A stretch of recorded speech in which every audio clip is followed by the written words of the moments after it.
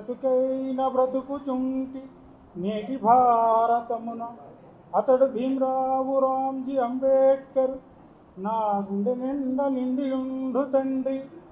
ఇలా అంబేద్కర్ను తన గుండె నిండా నింపుకొని అంబేద్కరిజాన్ని ఊడువారా ప్రసారం చేసినటువంటి చోడగిరి చంద్రరావు గారి సమగ్ర కవిత్వ పుస్తకావిష్కరణ సభ ఈ కాకినాడలో పట్టణంలో జరగడం గొప్ప విషయము. బాబాసాహెబ్ అంబేద్కర్ గారి పదధూళితో పునీతమైనటువంటి ఈ కాకినాడ పట్టణం ఇంకా కొంచెం ముందుకెళితే ఈలి వాడపల్లి గారి ఆశ్రమంలో బాబాసాహెబ్ అంబేద్కర్ గారు భోజనం చేసిన దృశ్యం, ఇంకా కొంచెం ముందుకెళ్తే రాజమండ్రిలో కుసుమ ధర్మన్న కవీంద్రుడి గారి ఆధ్వర్యంలో జరిగినటువంటి సభలు మీ అందరికీ గుర్తుండే ఉంటాయి.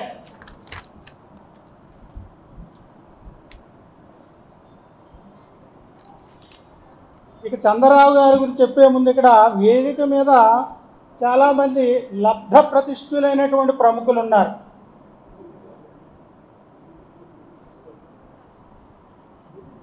హెల్త్ యూనివర్సిటీ పూర్వపు వైస్ ఛాన్సలర్ గారు బాబ్జీ గారు ఉన్నారు.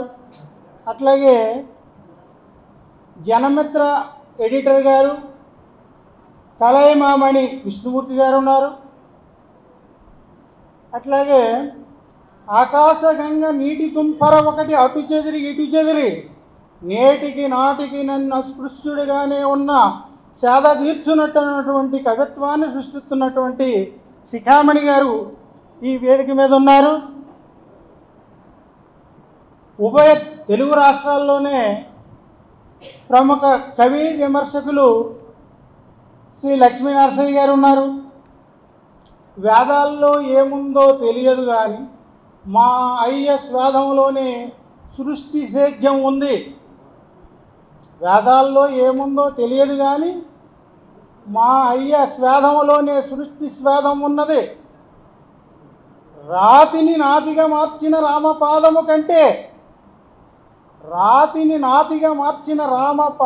కంటే మట్టిని పరమాన్నంగా మార్చిన మా అయ్య పాదమే నాకు ఆరాధ్యమని తనదైన శైలిలో కవిత్వాన్ని సృష్టిస్తున్నటువంటి ఈ చోడగిరి చంద్రరావు గారి సమగ్ర సాహిత్యానికి సంపాదకత్వం వహిస్తూ మరి ఎక్కడెక్కడ పుస్తకాల్లో ఏరి కూర్చి పేర్చి ఒక చోట చేర్చి మనకు అందిస్తున్నటువంటి ఓయ్ కోటేశ్వరరావు గారు,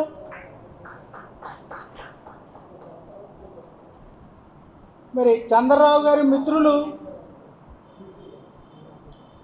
అద్దేపల్లి రామ్మోహన్ గారు తనయులు అద్దేపల్లి ప్రభు గారు ఇక్కడ ఉన్నారు. చంద్రరావు గారి తనయుడు బుల్లిరాజా అంబేద్కర్, చంద్రరావు గారి అమ్మాయి లలితాదేవి ఈ వేదిక మీద ఉన్నారు. మరి ఇలా చెప్పుకుంటూ పోతే ఇక్కడ వేదిక ముందు కూడా చాలామంది ప్రముఖులు ఉన్నారు. ఇక్కడ భానుమతి గారు ఉన్నారు. ఇక్కడ అందరికంటే సీనియర్ అంబేద్కరేట్లు మరి మన రామేశ్వరరావు గారు ఇక్కడే ఉన్నారు. ఇక్కడ చాలామంది ఉండే ఉంటారు. మరి నాకు పరిచయాలు లేవు అందరితోటి. ఇప్పుడు విశాఖపట్నం నుంచి వచ్చినటువంటి వేమన గారు ఇక్కడ ఉన్నారు. ఇంకా నాతో వచ్చినటువంటి జానుబాబు గారు, తర్వాత అనకాపల్లి వాస్తవులైనప్పటికీ హైదరాబాద్ నుంచి ఇక్కడికి వచ్చినటువంటి మిత్రులు మన అప్పారావు గారు హైదరాబాద్ నుంచి ఇక్కడికి వచ్చి ఉన్నారు, మన మధ్యలో ఉన్నారు.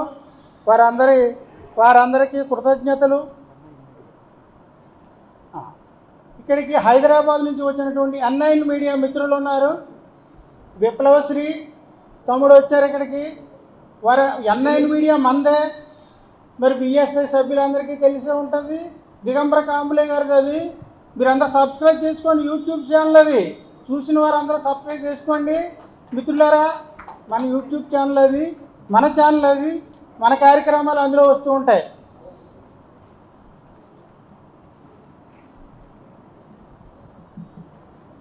మరి ఇక చంద్రరావు గారి సాహితీ లోకంలోకి మనం కాసేపు విహారణ చేద్దాం. నాతో కాస్త మీరు ఒక 10 నిమిషాల పాటు స్పెండ్ చేయండి మిత్రులారా. ఈ పుస్తకం ఏ విధంగా వచ్చింది అనేది ఒక 2 నిమిషాలు చెప్పి మనం ముందుకెళ్దాం. చంద్రరావు గారి పద్యాలు ఎక్కువ చెప్పను, 1-2 చెప్తాను. ఎందుకంటే వారు నాతో ఏం చెప్పేవారు, ఏ విషయాలు డిస్కస్ చేసేవారు, నేను వారింటికి వెళ్తే ఏం మాట్లాడేవారు, మా ఇంటికి వస్తే ఏం మాట్లాడేవారు, మీ ఇద్దరం కలుసుకున్నప్పుడు ఏ విషయాలు డిస్కస్ చేసుకున్నామనే విషయాలు మీకు ఎవరికి తెలియవు, ఇవన్నీ ముద్రణ కావు. అంచేత ఆ విషయాలు ఎక్కువగా నేను చెప్పదలుచుకున్నాను. ఇప్పుడు ఈ పుస్తకం రావడానికి కారణం ఏంటంటే 2018లో సెవిలే ఫౌండేషన్ వారు ఇక్కడ రాజేష్ గారి ఆధ్వర్యంలో చోళగిరి చంద్రరావు గారి కవితా పురస్కారాన్ని ఏర్పాటు చేసి మన కవి కోటేశ్వరరావు గారికి అందజేశారు.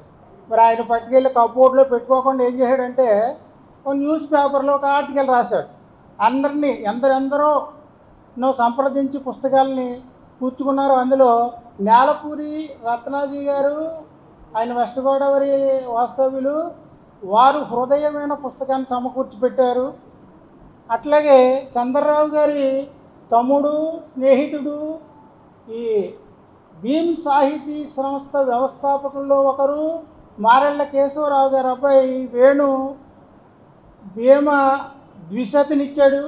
ఇక్కడ ఈ కాకినాడ వాస్తవ్యులే నేలపాటి ప్రసాదరావు గారు, ఆయన కూడా భీమ శతకం పుస్తకాన్ని సమకూర్చి పెట్టారు. ఇలా ఎందరో మహానుభావులు. మరి కోటేశ్వరరావు గారు ఓపిక మెచ్చుకోవాలి పుస్తకాలు సేకరించినందుకు. నా దగ్గర కూడా ఈ పుస్తకాలు లేవు, 1-2 ఉంటే వారికి అందజేశాను. వారు ఈ పుస్తకాన్ని ఈ విధంగా తీసుకొచ్చి మన ముందు ఉంచారు. ఇక చంద్రరావు గారి కవిత్వం ప్రస్తావించే ముందు వారి అమ్మాయి గురించి ఒక మాట చెప్తాను మీకు. భార్య అనడి నొక్క భారము లేనిచో, భార్య అనడి నొక్క భారము లేనిచో, భార్య అనడి నొక్క భారము లేనిచో పుల్లియాకు పోలే పురుషుడెగురు, దారి తప్పని దైవమ్మురా భార్య విశ్వధాభిరామ వినురవేమ. ఇది విశ్వధాభిరామ వినురవేమ అంటే వేమని రాసింది కాదండి, ఆచార్య పేతవోలు రామబ్రహ్మం గారు రాసినటువంటిది పద్యం ఇది. దీనికి బాబాసాహెబ్కి కనెక్టెడ్ ఉంది కాబట్టి ఈ పద్యం ఇప్పుడు చెప్పడం జరిగింది. I measure the progress of a community by the degree of progress which women have achieved. మరి మనం ఎంతమంది ఉమెన్కి ఫ్రీడమ్ ఇస్తున్నాము, ఉమెన్ని బానిసగా కాకుండా మనతో సమానంగా స్నేహితురాలుగా చూస్తున్నాము అని మన విజ్ఞతగా వదిలేస్తున్నాను. ఇక్కడ మహిళామణులు కాస్త వచ్చి ఉన్నారు, అసలు ఒక్కొక్కళ్ళు ఇద్దరే వస్తారు, ఇక్కడికి 10 మంది వరకు మహిళలు కనిపిస్తున్నారు. చాలా సంతోషకరమైన విషయము.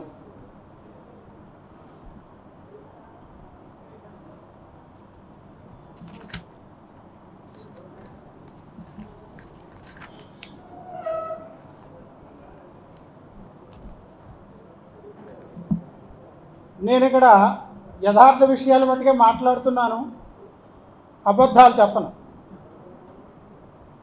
ఎందుకంటే మన సనాతన పుస్తకాలు యాన్సెంట్ టెక్స్ట్ బుక్స్ ఏం చెప్తున్నాయి, వరిజాక్షులందు వైవాహికములందు ప్రాణవిత్తమాన భంగమందు గోకులాగ్ర జన్మ రక్షణందు వంకవచ్చు అగమునుందదిపా. ఏ విషయాల్లో ఎందుకు అబద్ధాలు ఆడొచ్చో వాళ్ళు చక్కగా వివరించారు, కానీ సత్యము ఎక్కడ చెప్పాలో వాళ్ళు వివరించలేదు.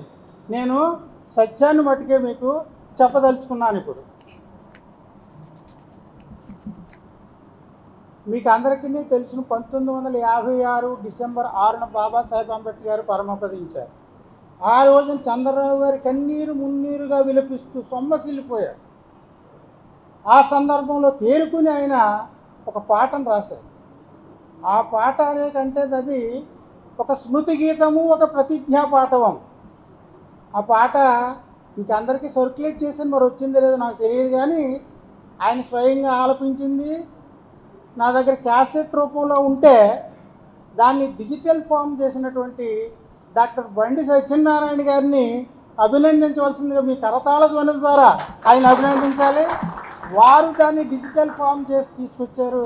వారికి ఇంకో క్యాసెట్ కూడా అందజేశాను. ఇప్పుడు అదేంటంటే పావనమూర్తి గారు, ఎండ్లూరి చిన్నయ్య గారు, బిఆర్ కుసుమ గారు, చంద్రారావు గారు వీళ్ళంతా పాల్గొన్నారు ఒక సభలో. దాన్ని కూడా క్యాసెట్ రూపంలోనే రికార్డ్ చేయడం జరిగింది. మరి మాకు తెలియకప్పుడు అది ఇంత అడ్వాన్స్డ్ ఫామ్లో లేదు, మన బండి గారికి ఇచ్చాము. అది సార్ని దాన్ని కూడా డిజిటల్ ఫామ్లో చేస్తారని నేను ఆశిస్తున్నాను. ఈ సందర్భంగా ఇంకో మాట చెప్పాలి. ఈ చంద్రరావు గారి పాట ఏదైతే ఉందో, బాబా లేవా లేనే లేవా పాట క్యూఆర్ కోడ్ స్కాన్ చేసి పుస్తకాల్లో వేశారు. ఆ స్కాన్ చేసిన వారు ఎవరో కాదు, కోటేశ్వరరావు గారి అమ్మాయి సాహితి. ఆ అమ్మాయికి కూడా మీ కరతాళ ధ్వనుల ద్వారా అభినందనలు తెలియజేయండి. మీరందరూ పుస్తకాలు కొని చదవమని విజ్ఞప్తి చేస్తున్నాను. ఎందుకంటే ఎందుకు కొనమని పుస్తకాలతో నన్ను వ్యాపారం చేయదలుచుకోలేదు. ఇంకా మరుగున పడిపోయి ఉన్న కవులు ఉన్నారు. ప్రజాకవి రావూరి ఏకాంబరం గారు, నీలం కవి గారు, ఇంకా అనేక మంది కవులు సార్ చెప్తూ ఉన్నారు. ఇంకా నాకు తెలిసిన వాళ్ళు ఇద్దరు ఉన్నారు. ఆ సాహిత్యాన్ని కూడా వెలుగులోకి తీసుకురావాలి. నా తాహతు సరిపోవడం లేదు. పుస్తకాలు వేయించాం. ఈ అమ్మగా వచ్చిన ప్రాసీడ్స్ తోటి ఆ మరుగున పడిపోయి ఉన్నటువంటి మహాకవుల సాహిత్యాన్ని వెలుగులోకి తీసుకురావాలని మేము భావిస్తున్నాము. ఇప్పుడు మీ అందరికీ విజ్ఞప్తి ఏమిటంటే, ఇక్కడ ఒక డబ్బా పెడతాము. ఆ డబ్బాలో మీకు ఎవరికైనా సహాయం చేయవలసి ఉంటే డబ్బులు వేయవచ్చును. ఈ సాహిత్యానికి భీమా నిధి అని పేరు పెట్టాము. ఎవరైనా మీరు సహాయం చేయాలంటే చేయొచ్చు, లేదంటే పుస్తకానికి 200 రూపాయలు ఖరీదు పెట్టాము. ఒక్కొక్కరు 2 పుస్తకాలు కొనుక్కుని మీ మిత్రులకు ఇవ్వండి. 5 పుస్తకాలు కొనుక్కుని తోహతుండే వాళ్ళు 5 పుస్తకాలు కొనుక్కోండి. ఏమైనా సహాయం చేయాలనుకున్న వాళ్ళు కోటేశ్వరరావు గారు నన్ను కానీ సంప్రదించండి. మరిక మన చంద్రరావు గారి కవిత లోకంలోకి వెళదాం ఒకసారి. ఈ 1956 డిసెంబర్ 6న పాడినటువంటి ఈ పాటలో, పాట పాడడానికి నేను గాయకుని కాదు, ఇక్కడ గాయకులు ఉన్నారు, వారు పాడతారు అంతాను. అదేమిటంటే ఆయన పాడిన దాంట్లో 2 లైన్లు చెప్తాను మీకు. నీ ఆశయములను ఆదర్శముగా నేడుకుని కొత్తగెదమయ్యా, నీ ఆశయములను నెరవేరగ నిరతము కోరెదమయ్యా, మాలో మెలగడు ఆశ్చర్యములను సమూలముగా ప్రకటించి వేలాదిగా నీ నవయానమును మేలకు పదముగునించి, బాబా లేవా లేనే లేవా మము వీడినావా మరి కానరావా. 1956 డిసెంబర్ 6న ఈ మాటలు అనేటువంటి వారు ఎవరున్నారండి? ఇప్పుడు అంతా మనం అంతా నమో బుద్ధయ్య అనుకుంటున్నాం, కానీ ఆ రోజున బుద్ధుడి గురించి చెప్పిన వాళ్ళు ఎవరో లేరు. ఆ పాట పూర్తిగా వినండి. మీకు పుస్తకం ఒకటి పంపించాం, అందులో ఫోన్ నెంబర్లు వేస్తే ఇక్కడ ఉన్న వాళ్ళందరికీ గ్రూప్ క్రియేట్ చేసి దాంట్లోనే ఆ పాటను సర్క్యులేట్ చేయడం జరుగుతుంది. మిత్రులారా,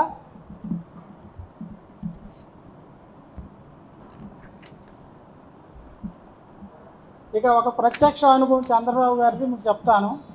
ఒకసారి విజయవాడలో ఆయన రైల్వేలో పనిచేసేటప్పుడు రావూరి ఏకాంబరం గారి ఇంటికి వెళ్ళారు. మన సాధారణ ఇంటికి వెళ్తే డోర్ కొడతాం, కాలింగ్ బెల్ కొడతాం. ఆయన అక్కడికి వెళ్ళి తలుపు దగ్గర నిలబడి, డాక్టరో నీ నాయకత్వమే లోకమెల్లను మేలు కొల్పాను, డాక్టరో అంబేద్కర్ ఆ పాట పాడారట. పాట పాడుతూ ఉంటే ఏకాంబరం గారు భోజనం చేస్తున్నారట.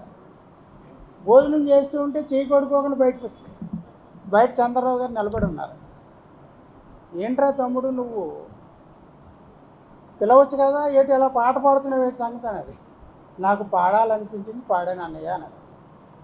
అంటే పాడమంటే పాడేది పాట కాదు, ఆడమంటే ఆడేది ఆట కాదని చాలామంది చెప్తూ ఉంటారు. ఇక్కడ మన మనస్సు చెప్పాలి పాడమని. ఈ సమావేశానికి మీరు అందరూ ఇక్కడికి వచ్చారండి, మీ మనసు చెప్పబట్టే వచ్చారు.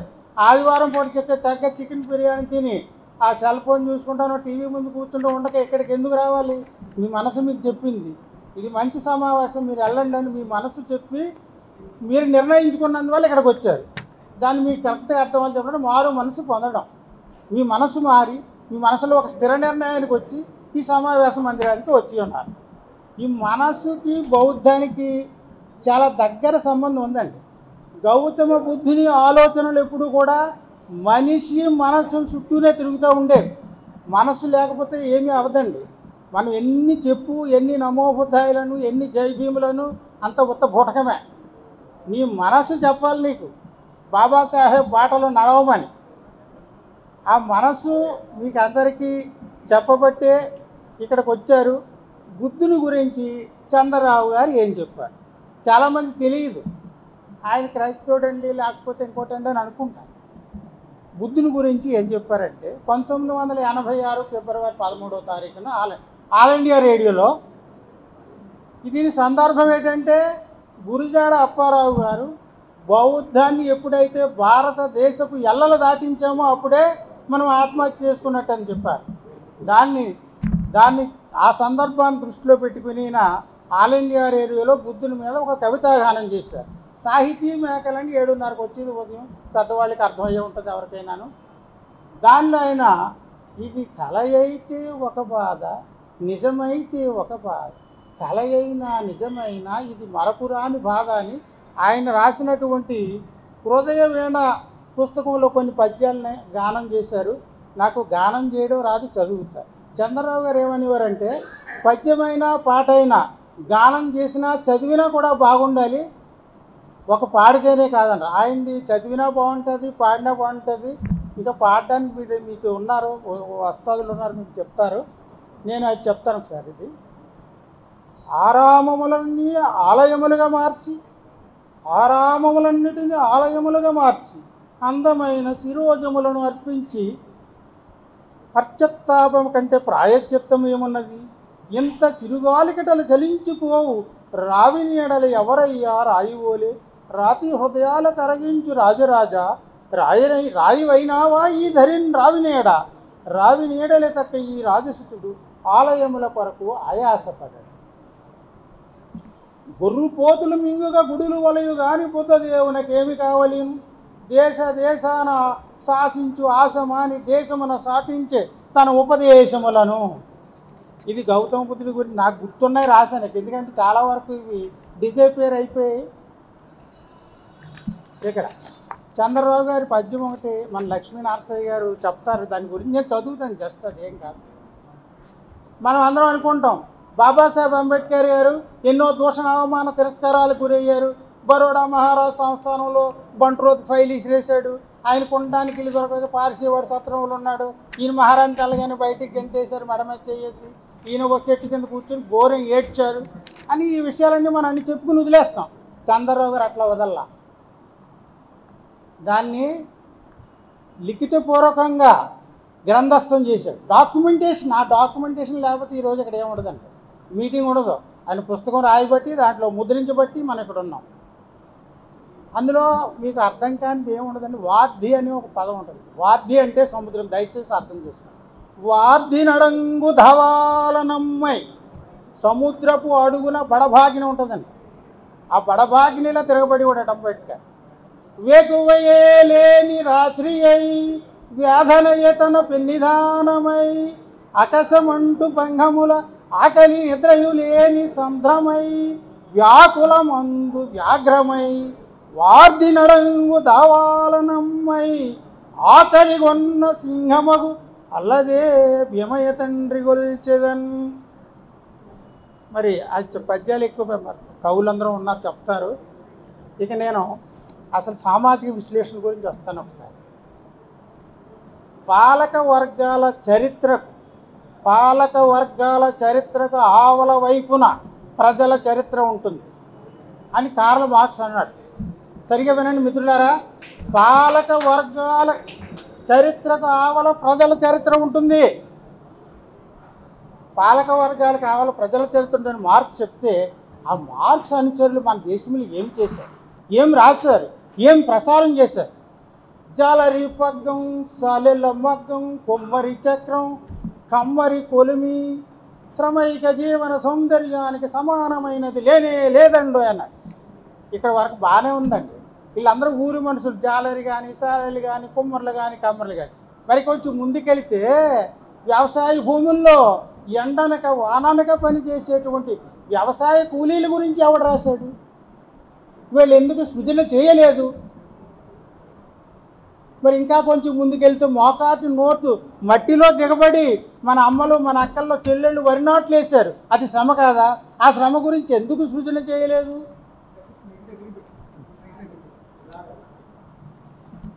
మరి అయితే జాషువా కవి గారు దాని గురించి రాశారు, చూడండి. అప్పు పడ్డది సుమి భరతావని వీని సేవకున్, మీకు అందరికీ తెలుసున్నది. మరి చంద్రరావు గారు ఏమిటి రాశారు? ఊరిలోన ఉగాది ఊరి చివరకు రానన్నది, ఊరిలోన ఉగాది ఊరి చివరకు రానున్నది. మీకు అర్థమవుతుందో? ఉగాది అంటే సంతోషము, సరదా, ఆనందం. ఊరిలోకి ఒక కరెంట్ వచ్చినా ఊరి వరకే వస్తుందండి, ఒక రోడ్డు వచ్చినా ఊరి వరకే వస్తుందండి, ఊరి చివరికి రానన్నదండి. దాని అర్థాన్ని మనం అనలైజ్ చేసుకుని అర్థం చేసుకోవాలి. ఊరిలో ఉన్న సౌకర్యాలన్నీ ఊరి చివరికి రానన్నట్టు, అది అర్థం అక్కడ. ఊరిలోనే ఉగాది ఊరి చివరకు రానన్నది. మరి మీరంతా కూడా ఈ చదివితే ఆహా కవిత్వం, విప్లవ కవిత్వం, జాలారి పగ్గం, చాలీల మగం చాలా బాగుంది అనుకుంటారు. అది కరెక్ట్ కాదు. మన కవులు ఏం చెప్పారు అని ఇంకా మన బోయి భీమన్న గారి కూడా ఉన్నాయి ఇందులో. నాకు జ్ఞాపకం ఉన్నాయి అంట కూడా అమృత హస్తాల నుండి దోసిని బట్టి దాహం తీర్చుకున్నప్పటి రోజులు. మనందరూ చదవాలి పుస్తకాలు. భీమన్న గారి అవైలబిలిటీగా ఉన్నాయి, అవి పునర్ముద్రణ చేయని అవసరం లేదు, హైదరాబాద్లో దొరుకుతూ ఉన్నాయి. అలాగే జాషువా గారి ఉన్నాయి. దొరకనిదల్లా రావూరి ఏకాంబరం గారి సాహిత్యం. ఇప్పుడు చెప్తాను మీకు. ప్రజాకవి రావూరి ఏకాంబరం గారి సాహిత్యం ఉన్నది. ఆ సాహిత్యం జస్ట్ ఒక మచ్చుకు ఒకటి వినిపిస్తాను మీకు. డాక్టరో నీ నాయకత్వమే లోకమెల్లను మేలుకొల్పిన పాట మీకు అందరికీ తెలిసే ఉంటారు. ఇక ఆయన డాక్టర్ బాబాసాహెబ్ అంబేద్కర్ గురించి చెప్తారు. రాతిలాటి గుండె, నేతిలాటి మనసు, పిడుగులాటి మాట, దుడుకు లేని బుర్ర, ఇండియా పెద్దలను దండేలు తీయించు శ్రీ జైభీముండు బాబాసాహెబ్ అంబేద్కర్. ఇటువంటివన్నీ కూడా ముద్రణ కానివి. ఇవన్నీ కూడా ఈ ముద్రణ కావలసిన కవిత్వాన్ని నా దగ్గర 4 పేజీలు మట్టుకే ఉంది ఏకాంబరం గారిది. ఇక్కడికి వచ్చినటువంటి అంబేద్కర్ అభిమానులకు, చంద్రరావు గారి అభిమానులకు, రావూరి ఏకాంబరం గారి అభిమానులకు, నీలం కవి అభిమానులకు చెప్పేది ఏంటంటే, ఎవరి దగ్గరైనా వారి సాహిత్యం అవైలబిలిటీగా ఉంటే నాకు కానీ కోటేశ్వరరావు గారు కానీ అందజేయండి. ఇక నా నెంబర్ డిస్ప్లే చేస్తాం ఇప్పుడు. ఆ నెంబర్కి మీరు వాట్సాప్ పెట్టినా సరిపోతుంది మిత్రులారా. ఇక మరీ దీని గురించి విజ్ఞప్తి చేయడం జరగదు.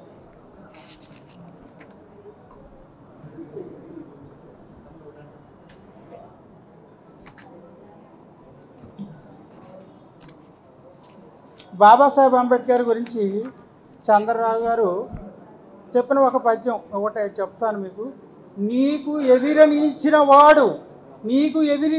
వాడు నిన్ను గెలిచిన వాడు, నిన్ను కన్నులెత్తి చూడగలుగువాడు ఇండియాలోనూ లేడు, లండన్లోనూ లేడు, ఏమి చెప్పనయ్యా భీమరాయ్. చంద్రరావు గారు నాకు చెప్పిన విషయాలు ఏమిటంటే, వారి కవిత్వంతో పాటు పక్క కవులువి జాషువా గారివి, భీమన్న గారివి, ఏకాంబరం గారివి అందరివి నాతో డిస్కస్ చేసేవారు ఏమేమి చెప్తున్నారు.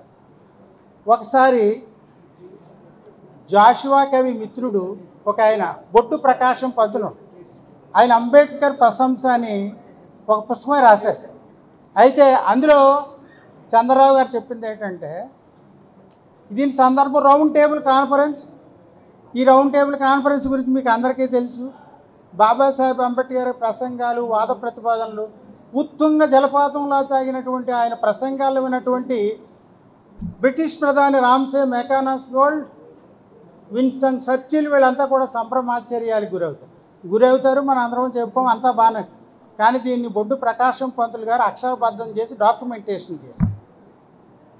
ఎవడీ నవయౌవనుడు ఆంగ్లవేషంబున మా ఇంగ్లాండు దేశంబున ద్విదశ కోటి దాస్యజనులను విమోచింప మా నవతా దృష్టిని ఉపన్యసించిన యగన్య త్యాగి డాక్టర్ అంబేద్కరా, నమస్సుల్ నీకును నీ ప్రజ్ఞకు.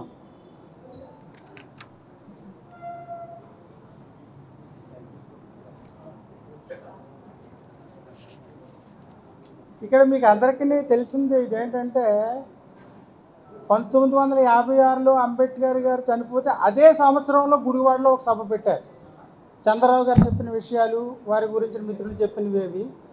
గుడివాడలో పెట్టిన సభకి చాలామంది అంబేద్కరిస్ట్, పావనమూర్తి గారు, ఎండ్లూరి చెన్నయ్య గారు, కోనాడ సూర్యప్రకాశరావు గారు, రావూరి ఏకాంబరం గారు, ఇటువంటి పెద్దలందరూ అక్కడ కొలువు తీరినటువంటి సమయంలో చంద్రరావు గారు హార్మోనియం వాయిస్తూ బాబా లేనే లేవనే పాటని ఆలపిస్తుంటే అందరూ కన్నీరు మున్నీరై విలపించారట ఆ సమావేశంలో. అందుచేత మనం ఇటువంటి సాహిత్యాన్ని కొని చదివి భద్రపరుచుకోవాలి, నలుగురికి చెప్పాలి. ఈ సాహిత్యాన్ని వెలుగులోకి తీసుకురావడానికి మీరు అందరూ కోఆపరేట్ చేయాలి. 1944 సెప్టెంబర్ నెల ఇక్కడికి చాలా ప్రాధాన్యత ఉన్నది. అది ఆంధ్రాలో అంబేద్కర్ పర్యటించారు. ఇక్కడ మీకు ఇంతకు ముందే చెప్పాను నేను. ఇక్కడ కాకినాడలో పాము రామమూర్తి గారు మన అధ్యక్షతన సభ, ఈలువాడపల్లి గారు ఆశ్రమంలో అంబేద్కర్ గారు భోజనం చేయడం, రాజమండ్రిలో సభ, ఇట్లాంటివన్నీ కూడా జరిగినటువంటి ఈ ప్రాంతంలో కూడా చైతన్యరహితంగా అయిపోయారని చాలా బాధగా ఉంది ఇక్కడ కూడా. ఎందుకంటే ఈ సమావేశాన్ని ఇక్కడ ఏర్పాటు చేయాలి అని ఎందుకు అనుకున్నామంటే చంద్రరావు గారి కార్యరంగం కాకినాడ వాసులుగా తెలియకుండా పోయింది. చంద్రరావు గారు అంటే ఎవరు, అదే బాలరాజు అంటే ఎవడయ్యా అక్కడికి వస్తున్నాడు, ఎందుకు రావాలి మేము అనే సందర్భం ఉంది. అందుచేత ఈ సాహిత్యాన్ని మనం తిరిగి పునర్ముద్రణ చేసుకోవాలి. ఇక ఈ కవులకి నేను అవకాశం ఇస్తూ ఒక పద్యం చెప్తాను. ఇది కూడా ఇంకైతే ఒకటే పద్యం చెప్తాను. ఈ కవి దర్శనం అని మనం దైవ దర్శనం అన్నా కానీ కవి దర్శనం వినలేదు ఎప్పుడు కదా. జాషువా గారిని చూడడానికి వెళ్ళారు. గోరా గారిని ఆస్తికాశ్రమంలో ఉండేటప్పుడు జాషువా గారిని చూడడానికి వెళ్తే జాషువా గారిని కలిసినప్పుడు ఆయన ఒక పద్యం చెప్పారు. మీరు చల్లపల్లి కవి చేత బంగారు కడియాలు తొడిగించుకున్నారు, మీకు నేనే ఏమీ ఇవ్వలేకపోతున్నాను నేను అని ఒక పద్యం, చాలా చక్కటి పద్యం అది. పాదము చల్లపెల్లి కవి బంగారు గగ్గెరనందుకున్న మీకేదియు నీయజాలనని ఎంతయు చింతిల్లుచున్నవాడ, మీ పాదములంట నేడు తమ ప్రాంగణమందు నిలిచినవాడ, నీ వెదుల వారి శిష్యుడ కవి ఎడ్గరాజమా జాషువా కవి.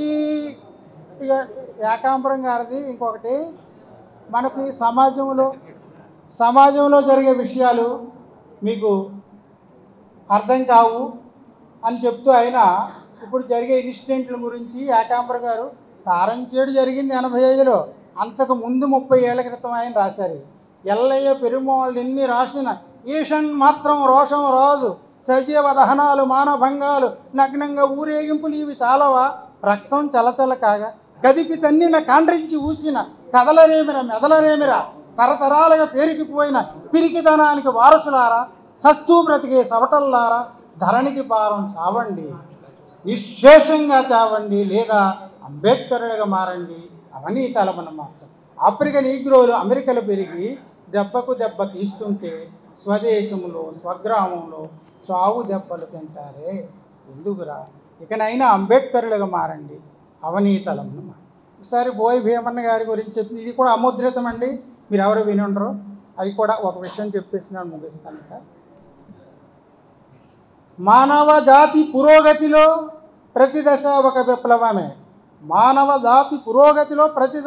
విప్లవమే, ఆది మానవుడి రాతి యుగం నుంచి ఆధునిక మానవుడి కంప్యూటర్ యుగం దాకా యుగాలుగా జరిగిన అనేక విప్లవాలలో ఈ యుగం విప్లవానికి ఏకైక నాయకుడు డాక్టర్ అంబేద్కర్జీ మమ్మ రక్షించు, నీవు చెప్పింది ఏమిటో మాకు అర్థం కాలేదు, నీ కుల నిర్మూలనా గ్రంథాన్ని మరోమారు చదవని, నీ జీవిత చరిత్రను అక్షరాక్షరం పరిశీలించని, నీ ముద్రిత అముద్రిత గ్రంథాలన్నిటినీ ఆమూలాగ్రం పరిశీలన చెయ్యని, అప్పుడైనా నీ లక్ష్యజ్యోతి మా కళ్ళ ముందు కదులుతుందేమో, అప్పుడైనా నీ సమధర్మ ప్రకటన బేరి మా చెవుల్లోకి దూరుతుందేమో, నీ ప్రజల నుంచి ఏ ఒక్కడైనా మేల్కొని కేవలం తన ఒక్క నిరుద్ధ జాతినే కాక మొత్తం యావత్ భారత జాతిని నీవు వేసిన పునాదులపై పునర్నిర్మించగలడేమో. ఓకే, ఇక అయిపోయింది. Just 4 lines I'm concluding. ఇది భీమన్న గారిదే. మనం మిత్రులారా సార్ జాగ్రత్తగా వినండి. మనం బుద్ధిజం మార్గంలో నడుస్తున్నాం అనుకుంటున్నాము. బుద్ధిజం అంటే ఏమిటి? మంచి పనులు చేయడమే బుద్ధిజం, అవునా కదా? బుద్ధిజం ఏం చెప్తుంది? మంచి పనే చేయమంటుంది, చెడుని విస్మరించి మంచిని స్వీకరించమంటుంది. ఎలా? సబ్బ పాపస్సాకరణం కుశలస్స ఉపసంపద సచిత్త పరియోదపణం యాతం బుద్ధాన. ఏంటిది meaning? Avoid all bad things, to do good things and purify your minds. అదే కదా బుద్ధిజం ఎసెన్స్. ఇంకేమైనా ఉందా డాక్టర్ గారు? మరి దాని ఎసెన్స్ని మనం ఎందుకు ఫాలో అవ్వలేకపోతున్నాం? సరే, ఇక్కడ భీమన్న గారు ఈ చెడుని విస్మరించి మంచిని ఏ విధంగా స్వీకరించవచ్చో 4 లైన్లు చెప్పారు. ఆ 4 లైన్లు చెప్పి కంక్లూడింగ్ మై వర్డ్స్ ప్లీజ్. ఒక అందమైన గార్డెన్లోకి మనం వెళ్తాం. గార్డెన్లో ఏముంటాయి? పూలు ఉంటాయి, రకరకాల పూలు వింతైన రంగులతో ఉంటాయి. గులాబీ పువ్వు కోసుకున్నా ముళ్ళు గొచ్చుకున్నా సిగలోకి చేరగని ఆనందం. అంతేకాదు, అది చెప్పలేదు ఆయన, ఆ కవిత్వం చెప్పలా. తోటలలో పూలే గాని తుప్పలు కనిపించవా, తోటలలో పూలే గాని తుప్పలు కనిపించవా, పొలనులను నీళ్ళే గాని జలగలు కనిపించవా, కనిపించక కాదు నా కనులందుకు కాదు. శ్రావ్యమైనది కానీ స్వాదుకైనది కానీ కృత్యమైనది కానీ ఇతరమేది నిన్ను తాకదా, నన్ను తాకక కాదు నా తను వంతుకు కాదు. కోకిల గానమే గాని కాకివాల వినిపించదా, తుమ్మిద పాట గాని చిమ్మిడ రథ వినిపించదా, వినిపించక కాదు నా వీణులందుకు కాదు, బాధ లేక కాదు నా బ్రతుకు అందుకు. మిత్రులారా, మరి ఇంతటితో నేను సెలవు తీసుకుంటాను. ఇక్కడికి వచ్చిన ప్రముఖులకు హాజరైనటువంటి మీ అందరికీ కూడా నా హృదయపూర్వక జై భీములను తెలియజేస్తూ